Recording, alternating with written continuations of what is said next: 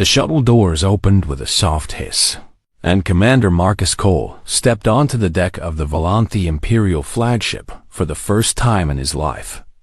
And he knew immediately that everything he had learned in training could never have prepared him for this moment. The ship was unlike anything humans had ever built, with walls that seemed to glow from within like living crystal, and corridors that stretched upward into impossible heights where light danced in colors that Marcus did not even have names for.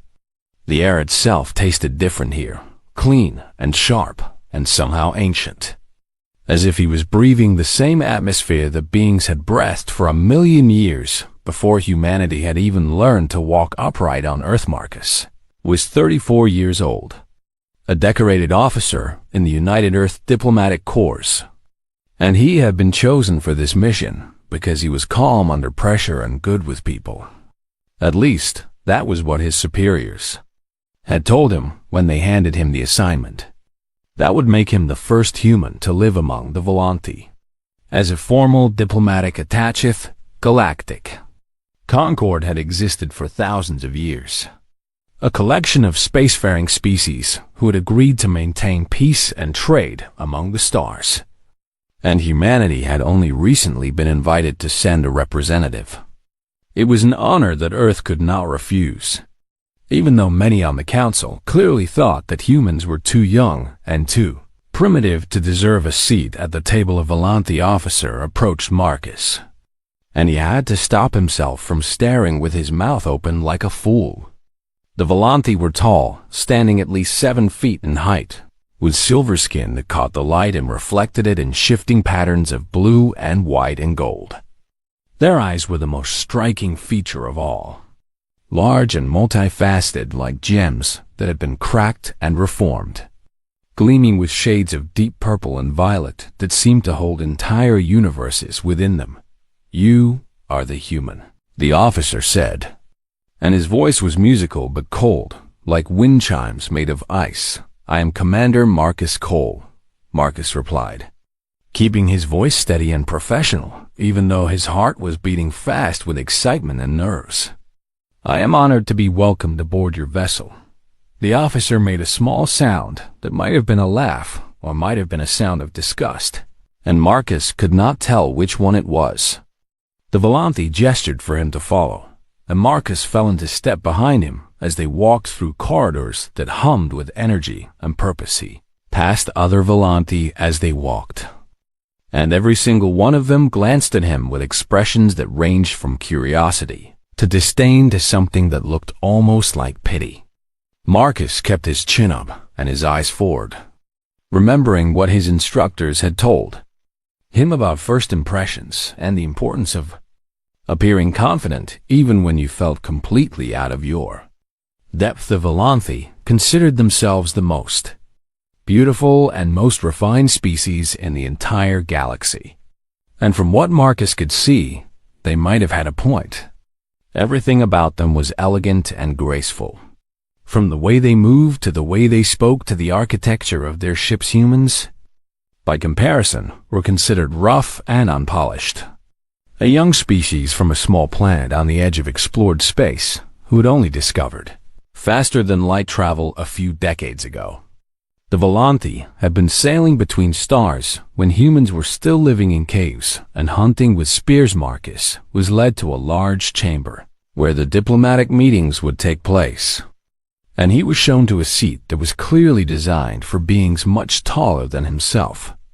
He had to sit on the edge to keep his feet from dangling like a child, which he suspected was entirely intentional. The Volanthi delegation entered the room with all the ceremony and grandeur that Marcus had expected.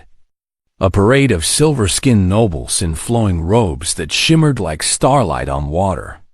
They took their places around the circular table, and Marcus found himself facing a wall of alien faces that regarded him with cool indifference. And then she walked in, and Marcus felt the air leave his lungs in a rush that he could not control. Princess Alindra Val Sorinthi was the third heir to the Volanthi throne, and she was the most beautiful being that Marcus had ever seen in his entire life. Her skin glowed with a soft radiance that shifted between silver and pale gold, and her eyes were deeper and more complex than any of the other Volanthi.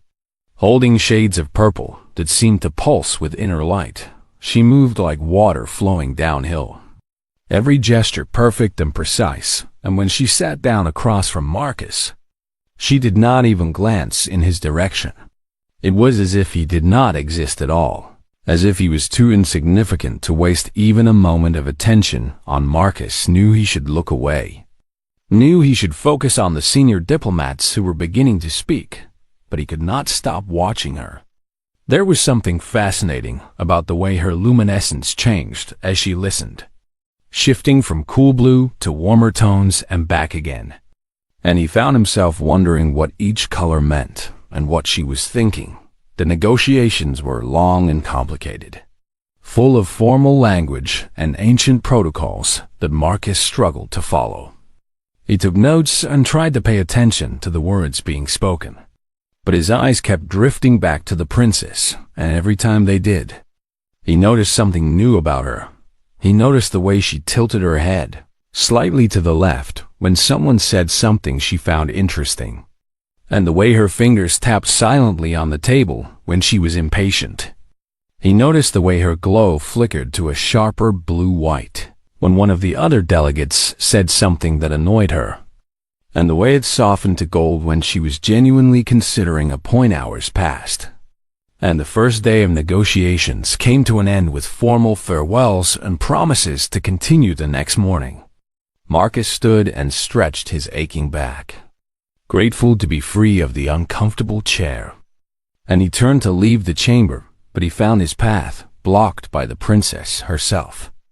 And she was looking directly at him with those incredible violet eyes. And her expression was not friendly at all. "You," she said, and her voice was like music made sharp with anger. "Human, I would speak with you."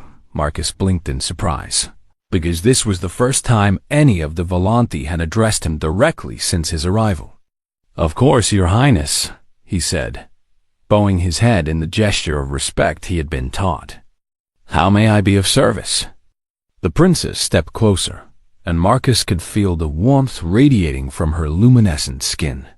She was angry, he realized, genuinely angry, and he had no idea what he had done to cause it. "You think I have not noticed?" she demanded, her voice rising with each word. "You think I am blind to what you have been doing all through these negotiations?" "I am sorry, Your Highness," Marcus said, confusion clear in his voice. "I do not understand what you mean." The princess's glow flared bright blue-white, and the other Volanthi in the room turned to watch with expressions of shock and curiosity. Princess Alindra Val Sarinthi, third heir to the throne, was losing her composure in front of a human, and that was something that simply did not happen. "Why do you keep staring at me, human?" she shouted, and her voice echoed through the chamber like a bell struck too hard. Marcus stood frozen, his mouth slightly open, because he had not realized he had been staring, and he certainly had not meant to cause offense. He had just been paying attention, the way he always did. The way humans always did when they found something interesting or beautiful or worth understanding. "I was just paying attention," he said finally, his voice quiet and honest. "It is polite where I come from." The princess stared at him as if he had grown a second head, and for a long moment the chamber was completely silent. Then she turned and swept out of the room without another word, leaving Marcus standing alone and wondering what in the galaxy he had done wrong. He did not know it yet, but this was only the beginning of something that would change both of their lives forever, and the galaxy would never be quite the same again. Princess Alindra Val Sarinthi could not sleep that night, and she lay in her chambers staring at the ceiling while her mind raced with thoughts she could not control. The human's words kept echoing in her head, simple and strange and completely incomprehensible to her. "It is polite where I come from," he had said, as if staring at someone for hours was a normal thing to do, as if it meant nothing at all. Among the Volanthi, prolonged eye contact carried deep meaning that could not be ignored. It was either a challenge to combat, a declaration that you considered yourself equal or superior to the one you faced, or it was something far more intimate, a signal of bonding intent, a statement that you wished to tie your life to another. Neither of these things was appropriate from a lesser species, and humans were most definitely considered lesser by everyone in the galactic concord. They were young and fragile, their lives lasting barely a century at most, and they came from a world that most starfaring species had never even heard of until recently. So, why had the human looked at her that way? And why could she not stop thinking about it? Alindra rose from her bed and called for her senior advisor, an ancient Velanthi named Counselor Veth, who had served her family for 300 years. He arrived within minutes, his silver skin dimmed with age, but his eyes still sharp and knowing. "Your Highness," he said, bowing low. "You are troubled." "The human," Alindra said, and she hated how her voice sounded uncertain. "He stared at me throughout the entire negotiation, and when I confronted him, he claimed it was merely politeness. I demand an explanation for this behavior." Counselor Veth was quiet for a long moment, and then he moved to the data terminal on the wall and began to search through the archives. "I believe I may have some information that will help you understand, Your Highness," he said. "The humans are quite different from us in ways that are not immediately obvious." Alindra watched as images and data scrolled across the screen, showing human biology and evolution and behavior patterns. What she saw made her feel cold in a way she had never experienced before. Humans are visual apex predators, Counselor Veth explained, his voice calm and measured. Their eyes face forward, unlike most species in the galaxy, because they evolved to hunt. They track movement, they maintain focus on their targets, and they do so with an intensity that most other species find deeply uncomfortable. Alindra thought of the human's eyes, brown and warm and somehow sharp at the same time, and she felt a shiver run through her luminescent skin. She had sensed something about his gaze, something that felt different from the quick glances of other species, but she had not understood what it was until now. "So he was hunting me?" she asked, and her voice came out smaller than she intended. "No, Your Highness," Counselor Veth said, and he almost smiled. "That is the fascinating part. Humans do not only use their predator's gaze for hunting, they use it for everything. When a human looks at something, they are not merely collecting visual data the way other species do. They are studying, analyzing, appreciating, and attempting to understand on a level that goes far beyond simple observation." He pulled up more information, this time about human art and culture and the way they perceived the world around them. "Humans possess something they call aesthetic appreciation," he continued. "They find meaning and beauty in things simply by looking at them. They notice details that other species miss entirely. They remember faces and expressions, and they form emotional connections through the act of observation itself." Alindra did not know what to say, because this was completely outside her experience. The Velanthi were admired throughout the galaxy for their beauty and refinement, but that admiration was always distant and formal, a recognition of status and power rather than any genuine connection. "When a human looks at you," Counselor Veth said softly, "they are not just seeing what you are. They are trying to understand who you are. It is intrusive by our standards, but I do not believe the human meant any offense or challenge. He was simply doing what humans do naturally." Alindra dismissed her advisor with a wave of her hand, needing time alone to think about what she had learned. She stood by the window of her chambers and looked out at the stars, and she could not stop wondering what the human had seen when he looked at her. For 1,000 years, the Velanthi had been admired from a distance. Other species bowed before them, offered tribute, and kept their eyes lowered in respect or fear. No one had ever truly looked at Alindra the way the human had looked at her. with that direct and unwavering attention that seemed to see past her title and her beauty to something deeper. What had he seen? She wondered, and the question would not leave her mind. The next day of negotiations arrived, and Elindra took her place at the table with her composure carefully restored. She had decided that she would ignore the human completely, that she would treat him as if he did not exist, and that she would not let his strange gaze affect her in any way. But it was harder than she had expected, because she could feel his eyes on her from the moment she entered the room. He was doing it again, watching her with that steady focus that made her skin glow brighter with agitation.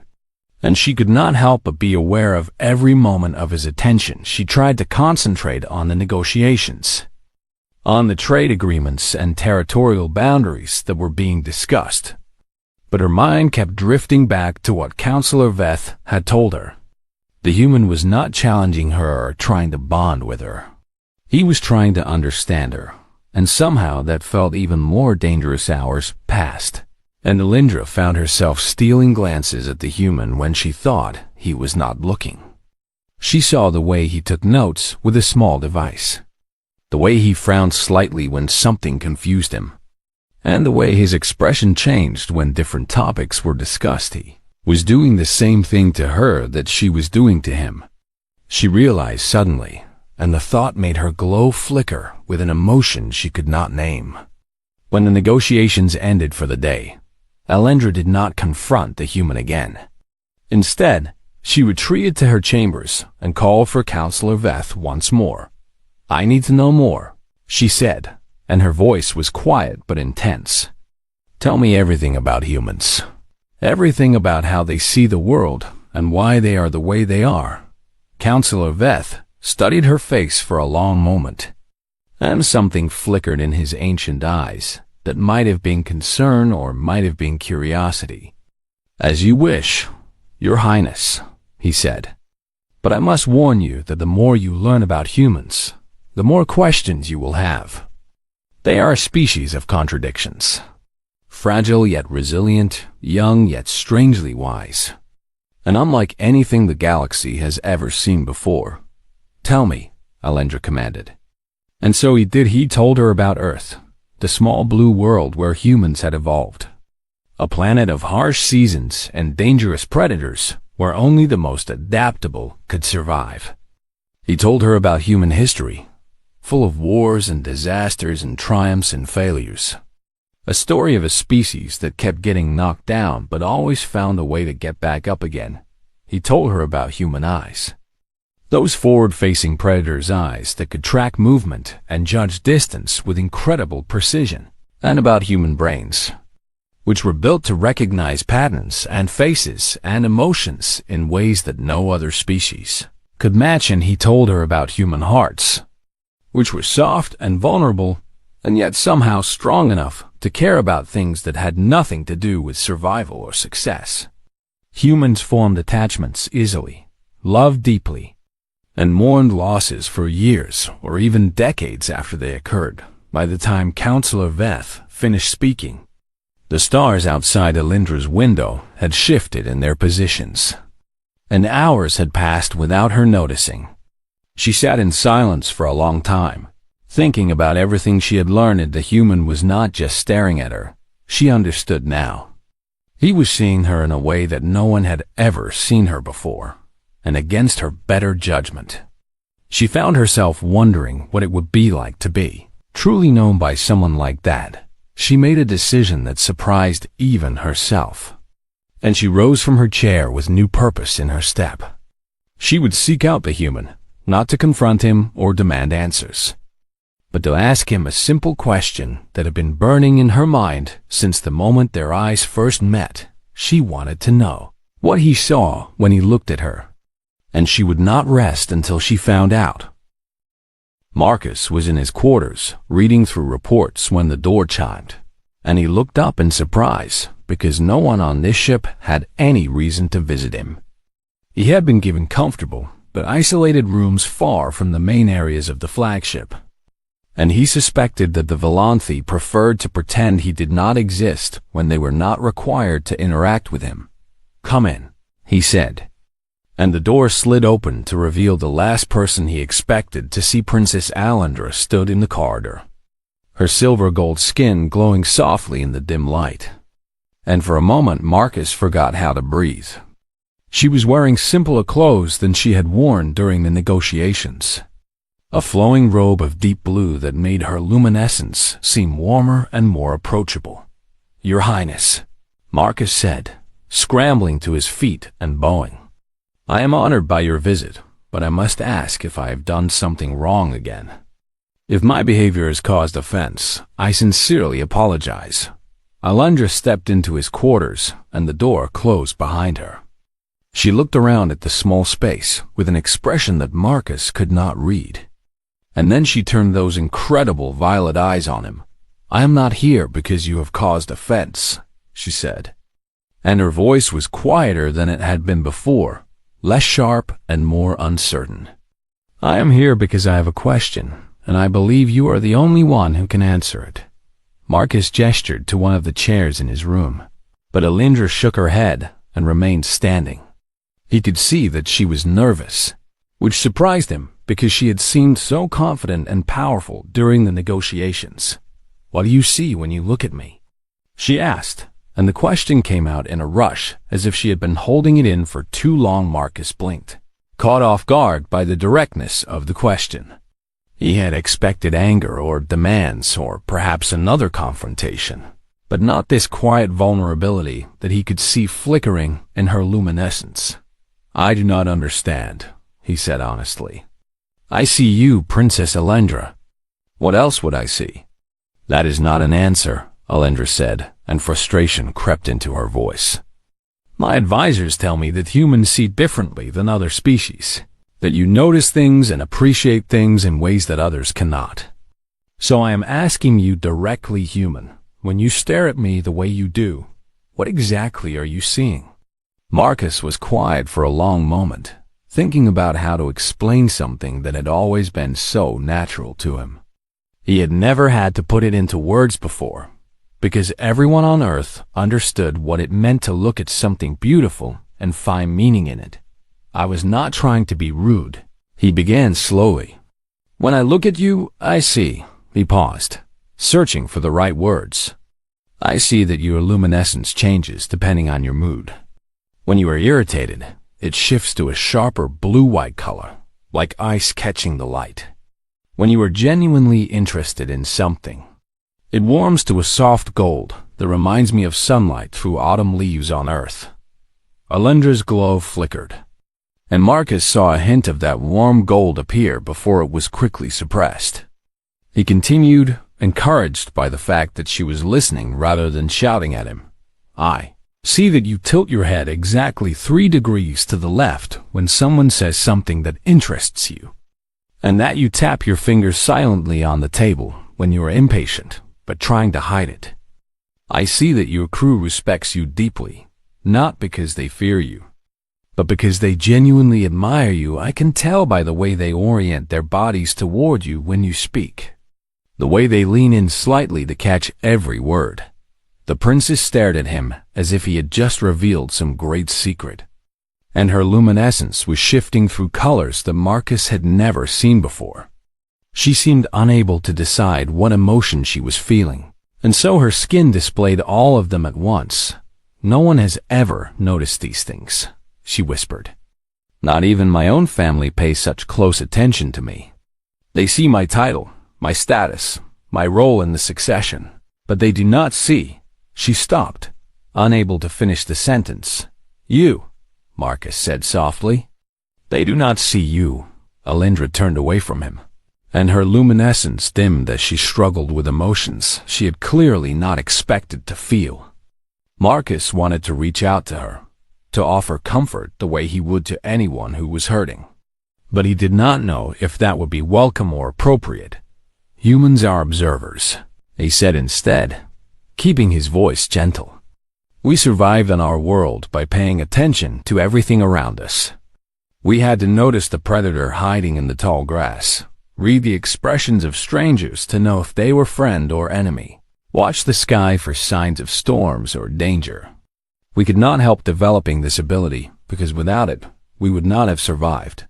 He took a step closer to her, still maintaining respectful distance, but wanting her to hear him clearly. And somewhere along the way, we learned to find beauty in the things we observed. We learned to appreciate the colors of a sunset, the patterns of stars in the night sky, the way a person's face changes when they smile. Looking at things carefully became more than just survival.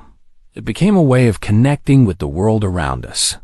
Alindra turned back to face him, and there were tears in her eyes that glowed faintly in the dim light. You say these things as if they are simple, but you do not understand what it means to someone like me. I have been looked at my entire life. Thousands of beings have gazed upon me and seen my beauty and my power and my status, but not one of them has ever truly seen me. I am sorry, Marcus said, and he meant it. It must be lonely, being admired from a distance, but never known. The princess laughed, but it was not a happy sound. You apologize for seeing me too clearly, while I have spent my whole life wishing someone would. You humans are very strange creatures. Yes, Marcus agreed with a small smile. I have been told that before. They stood in silence for a moment, and something shifted between them that neither of them could name. The tension that had existed since their first meeting was still there, but it had changed into something different, something that felt more like possibility than conflict. Tell me more, Alindra said suddenly. Tell me more about how humans see the world. I want to understand. Marcus nodded and gestured again to the chairs. This time, she sat down, and he took the seat across from her. The furniture was designed for Volanthi, so she fit perfectly, while Marcus had to perch on the edge with his feet barely touching the floor. But neither of them seemed to care. He told her about art and music and literature, about the way humans created beauty from nothing and found meaning in patterns and colors and sounds. He told her about the human concept of love at first sight, how sometimes a single glance could tell you everything you needed to know about a person. He told her about Earth's history of exploration and discovery, how humans had always been driven to look beyond the horizon and see what was there. He told her about scientists who spent their entire lives studying tiny details of the universe, and artists who tried to capture a single perfect moment on canvas or in stone.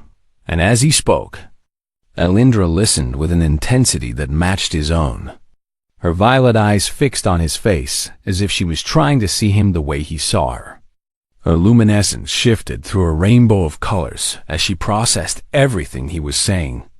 And Marcus found himself watching those changes with the same fascination that had started all of this. You really cannot help it, she said finally, when he had run out of words. The watching, the noticing, the paying attention, it is simply part of what you are. No, Marcus admitted. We cannot help it. But I hope you understand now that I never meant to make you uncomfortable. I was simply doing what comes naturally to me, what comes naturally to all humans. Alindra stood, and for a moment Marcus thought she was going to leave without another word. But instead, she looked down at him with an expression that was softer than anything he had seen from her before. I do not understand humans, she said. You confuse me and irritate me and make me feel things I have never felt before. But I think, she paused, and her glow warmed to that beautiful gold color again. I think I would like to understand you better. She left his quarters without waiting for a response, and Marcus sat alone in the silence, wondering what had just happened and what it might mean for both of them. He had come to this ship as a diplomat, expecting nothing more than formal negotiations and polite distance, but something had changed tonight. Something had shifted in the space between two very different beings, and Marcus had a feeling that neither of their lives would ever be quite the same again. The days that followed their conversation were different in ways that Marcus had not expected. Princess Alindra no longer ignored him during negotiations, and sometimes he would catch her looking at him with an expression of curious interest, that made his heart beat a little faster. They had not spoken privately again, but something had changed between them. And everyone on the ship seemed to notice the other Volanti delegates were confused and perhaps alarmed by the princess's sudden tolerance of the human in their midst. Whispers followed Marcus through the corridors, and he could feel eyes on him wherever he went, though these eyes were nothing like the warm attention that Alindra had begun to show him. But not everyone watching was Volanti, and not everyone watching had good intentions. The Cathari Dominion had been enemies of the Volanti Empire for centuries, a brutal species of warriors who believed that strength was the only thing that mattered in the galaxy. They were large and powerful, covered in thick scales of dark green and black, with claws that could tear through metal and teeth that could crush. Long and they had sent agents aboard the Volanti flagship with orders to destroy the peace negotiations. By any means necessary, Marcus was the first to notice that something was wrong. He was walking through one of the lower corridors, returning from a meeting with the human diplomatic team via communication relay, when he saw movement in a shadow that should have been empty. His predator's instincts, honed by millions of years of evolution, screamed a warning that made him freeze in place. There was someone there, someone who did not want to be seen, and they were moving toward the royal quarters. Marcus did not hesitate. He turned and ran in the opposite direction, toward the nearest security station, his mind racing with possibilities. If there were intruders on the ship, if they were heading toward the royal quarters, then Princess Alindra was in danger. He found the security station abandoned, the Volanti guards lying unconscious on the floor, and his blood ran cold. This was not a random attack. This was a coordinated assault with a specific target. And he knew with terrible certainty who that target was. Marcus grabbed a weapon from one of the fallen guards. A sleek energy pistol that felt strange in his human hands, but would have to do. He had been trained in combat, as all diplomatic attaches were, but he had never expected to use that training in a situation like this. He ran toward the royal quarters, his feet pounding against the crystalline floor. And as he ran, he used his communication device to send an emergency alert to the Volanti command. Whether they would receive it in time, he did not know, but he could not wait for backup. The door to Alindra's chambers had been forced open, and Marcus could hear sounds of struggle from within. He burst through the doorway without thinking, weapon raised, and the scene that met his eyes filled him with rage. There were 5 Cathari in the room, massive and terrifying, and they had Princess Alindra trapped against the far wall. One of them was holding her by the arm, his claws digging into her luminescent skin, while the others formed a circle around her with weapons drawn. "Release her," Marcus shouted, and his voice came out steady despite the fear coursing through his veins. The Cathari turned to look at him, and for a moment they seemed genuinely confused. Here was a small, soft-looking creature with no claws, no scales, and no apparent weapons besides a single pistol. And he was challenging 5 of the galaxy's most feared warriors. The leader of the Cathari laughed, a harsh and grinding sound that echoed through the chamber. "A human," he said with contempt. "The galaxy's newest pets, thinking they can play with the real predators. Kill him." 2 of the Cathari charged toward Marcus, confident in their superior size and strength, expecting him to flee or freeze or cower as so many other species did when faced with their fury. But Marcus did not flee, and he did not freeze, and he most certainly did not cower. Instead, he did something that the Cathari had never seen before. He watched. His eyes tracked both attackers simultaneously, noting their movements, predicting their trajectories, calculating angles and timing with a speed that only a human brain could achieve. He saw the way the first one favored his left leg, suggesting an old injury, and he saw the way the second one telegraphed his strikes with a subtle shift of his Shoulders Marcus moved. He dropped low as the first Cathari swung, letting the claws pass over his head by inches, and he fired his pistol into the weak point of the alien's knee joint. The Cathari roared in pain and stumbled, and Marcus was already rolling to the side as the second attacker came at him. He came up behind the second Cathari and fired twice into the unarmored spot at the base of the skull. The alien dropped like a stone, and Marcus was moving again before the body hit the floor. The three remaining Cathari stared at him with expressions that had shifted from contempt to something else entirely, something that looked almost like fear. "What are you?"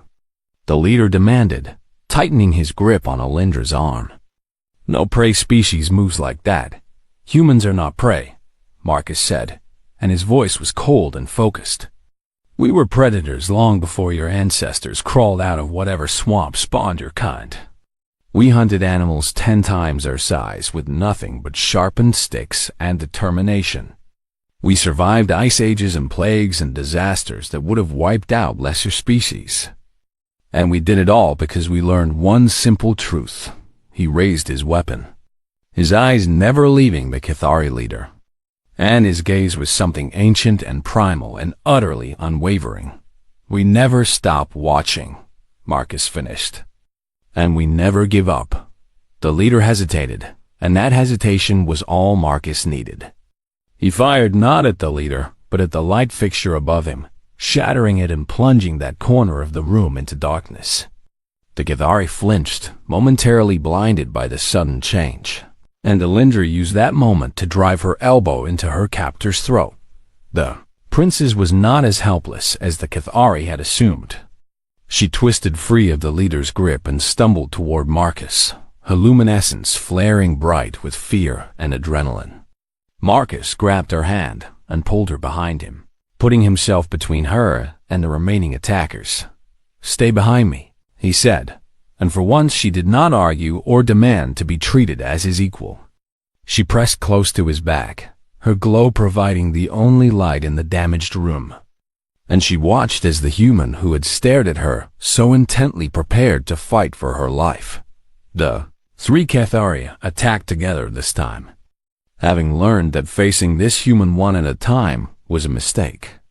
Marcus backed up, keeping Alindra protected, firing his pistol until the energy cell ran dry, and then using the weapon itself as a club he took its claws open gashes in his arm and side, and a blow to his ribs sent pain shooting through his chest. But he did not stop. He could not stop, because if he fell, Alindra would fall too, and then Volanti security burst through the doors, responding at last to his emergency alert, and the remaining Cathari were overwhelmed by a wave of silver-skinned warriors. Marcus stood his ground until he was certain that Alindra was safe, and then his legs gave out, and he collapsed to the floor. Alindra was at his side in an instant, her hands pressing against the wounds on his arm, her glow pulsing with fear and concern and something else that Marcus could not identify through the haze of pain. "You fool," she said, and there were tears in her voice. "You stupid, reckless, impossible human, why would you do this? Why would you risk your life for me?"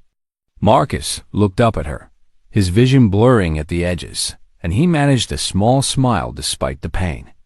"Because I was paying attention," he said, "and I saw that you were worth it."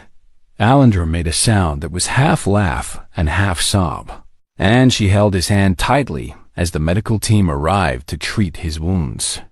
She did not leave his side even when her advisors urged her to go, even when protocol demanded that a princess of the Volanti not be seen showing such concern for a human. "You saved my life," she whispered, leaning close so that only he could hear. "You looked at those monsters who would have killed us both, and you did not look away.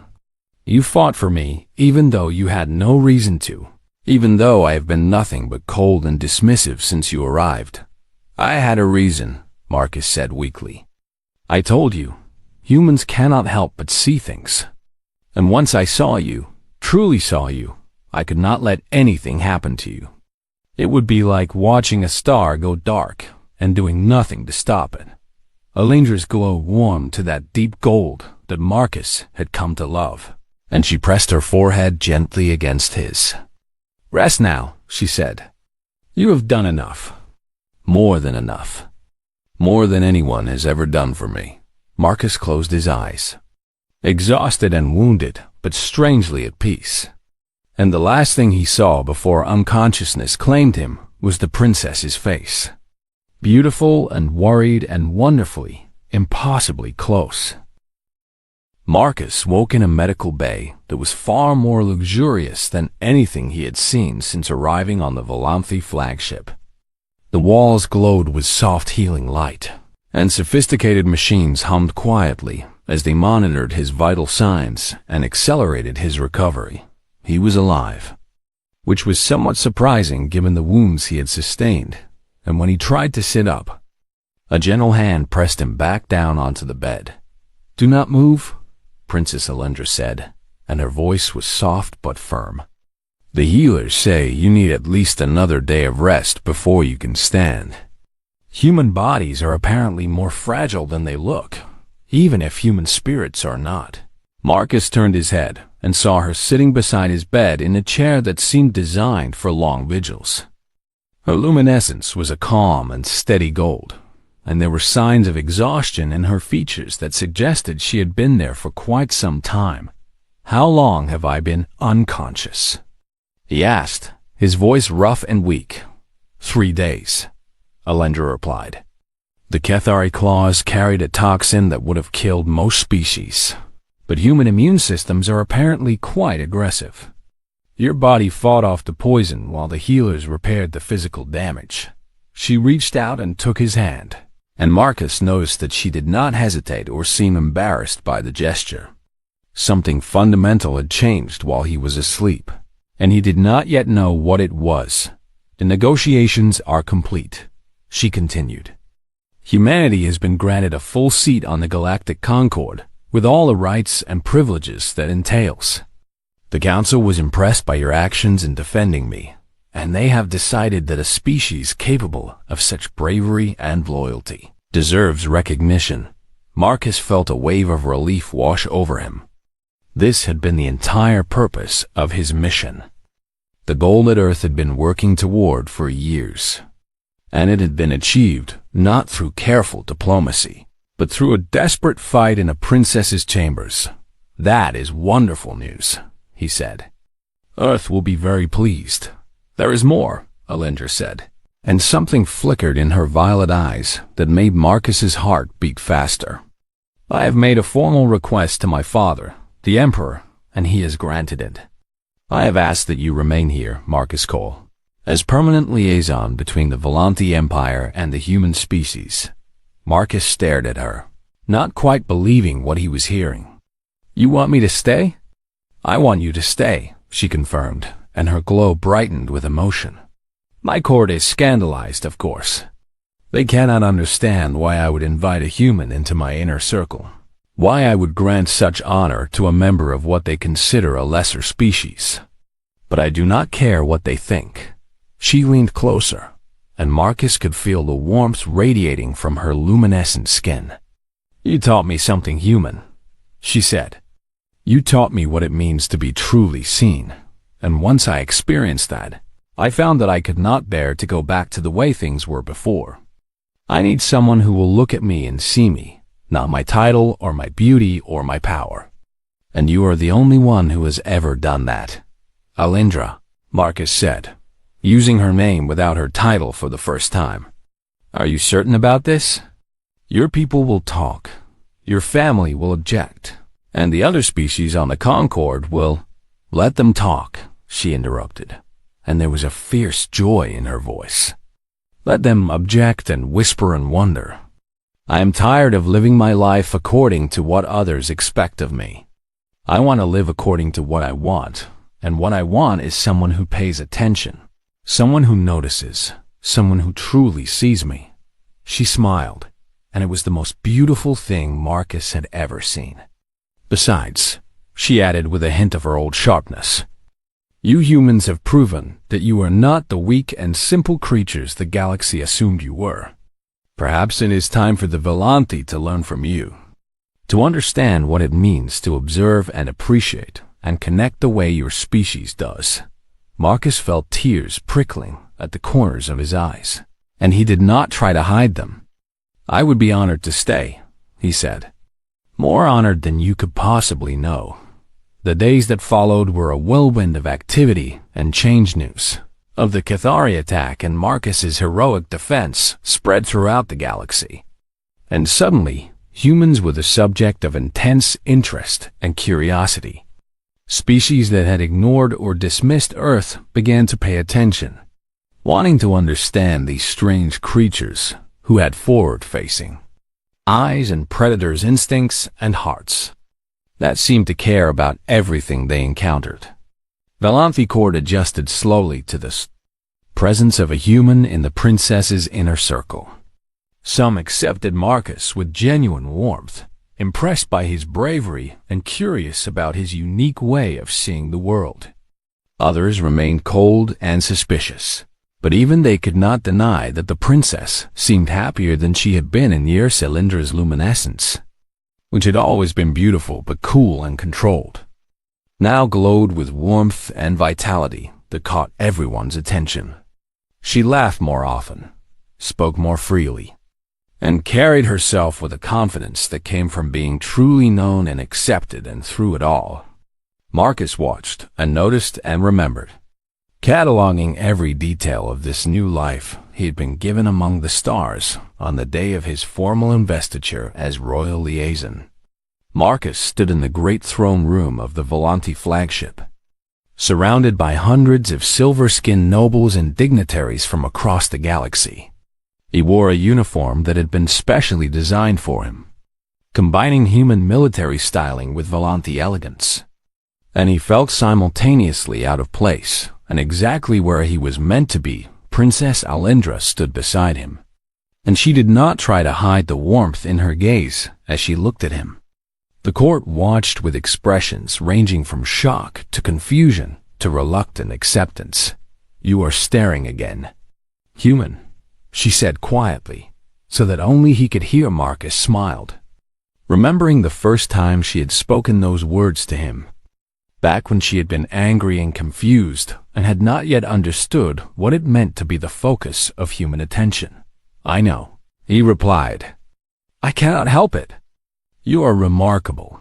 A ripple of gasps went through the assembled court. Humans had notoriously sharp hearing, and Marcus had not been as quiet as he intended, but Alindra simply laughed, a sound of pure joy that echoed through the throne room like music. The Emperor himself stepped forward, an ancient and powerful Volanthi whose luminescence shifted with the wisdom of centuries, and he raised his hand for silence. "Today we welcome a human into the heart of the Volanthi Empire," he announced, his voice carrying to every corner of the vast chamber. Not because of the heroism he showed in battle, though that was considerable. Not because of the diplomatic success he achieved, though that was historic. But because he has taught us something that we had forgotten. The Emperor looked at Marcus with eyes that seemed to see everything, and there was respect in his gaze that Marcus had not expected. "Humans observe," the Emperor continued. "They pay attention. They notice details that others miss.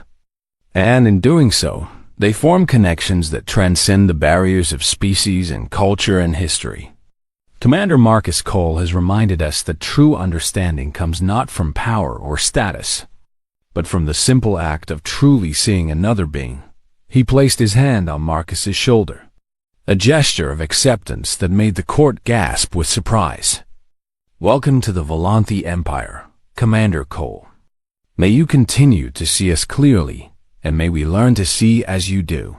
The ceremony concluded with ritual and celebration, and Marcus found himself surrounded by curious Volanthi who wanted to talk to him, to understand him, to experience what it was like to be the focus of human attention.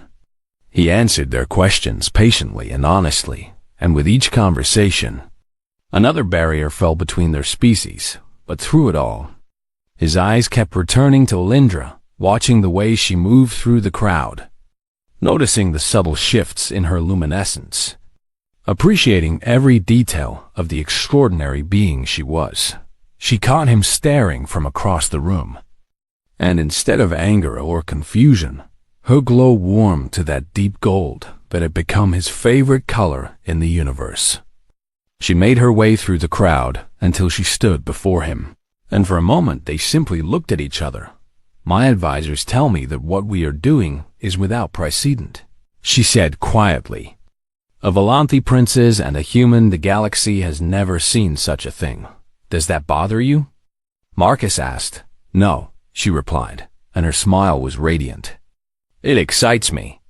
I have spent my whole life following precedent and tradition, being what others expected me to be. But then you came along and stared at me with those strange human eyes, and suddenly I realized that I wanted more. I wanted to be seen, to be known, to be understood." She took his hand in hers, and her luminescence flared bright enough to catch the attention of everyone in the room. "And now I have that," she continued. "I have someone who will never stop watching, never stop noticing, never stop caring about the details that make me who I am. And that is worth more to me than any precedent or tradition in the galaxy." Marcus squeezed her hand gently, and he knew that this was just the beginning of a story that would change not just their lives, but the entire galaxy. Humans had come to the stars as strangers and outsiders, underestimated and dismissed by species that had been traveling between worlds for millennia, but perhaps, he thought, that was exactly what the galaxy needed. A species that knew how to truly see, to observe